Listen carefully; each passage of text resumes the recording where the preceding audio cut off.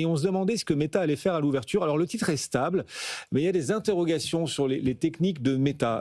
C'est Ernst & Young qui sort le drapeau rouge, le red flag, qui alerte en fait EY sur le vrai poids des data centers dans le bilan de Meta. Meta en fait emploie des techniques certes légales, mais trompeuses pour l'actionnaire manifestement, John.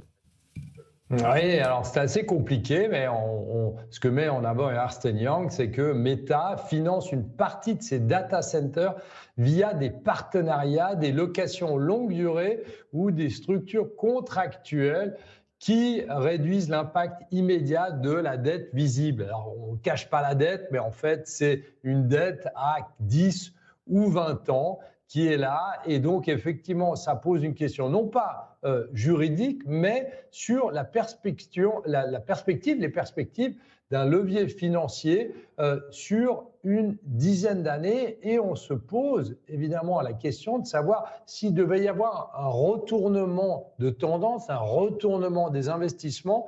Tout ce cercle, en fait, on se prête entre soi, eh bien, si effectivement, ça pourrait poser problème à Meta sur ces prochaines années. Alors, est-ce que c'est légal? Oui, c'est légal, mais il y a un risque économique qui n'est pas reflété dans le bilan actuel de Meta lorsqu'on lit ses résultats.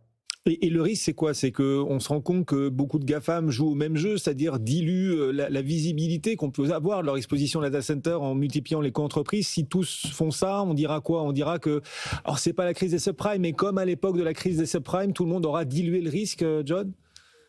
Oui, on n'en est pas loin, parce que si vous avez Microsoft, Alphabet, Amazon ou Apple qui adoptent le même type de structure, ben, le phénomène devient sectoriel et potentiellement systémique. Alors, le mot systémique, évidemment, il est beaucoup trop fort, mais il reflète ce dont on parlait quand il y avait la crise des subprimes dont vous venez de parler. Mais le problème, c'est que, en fait, vous avez l'intelligence. On en parle presque tous les jours ensemble, Guillaume. Vous avez le boom de l'intelligence artificielle qui pousse à une course aux capacités. Vous savez que chaque acteur essaye de sécuriser l'énergie, le foncier, les puces et parfois des véhicules moins visibles dans le bilan. Donc ici, effectivement, il faut faire attention parce que si tout le monde adopte ce schéma pris par Meta, si on a un retournement de tendance, auquel je ne crois pas, mais on ne sait jamais, si on a un retournement de tendance, ça pourrait monter vers ce qu'on appelle la crise C'est systémique. ça.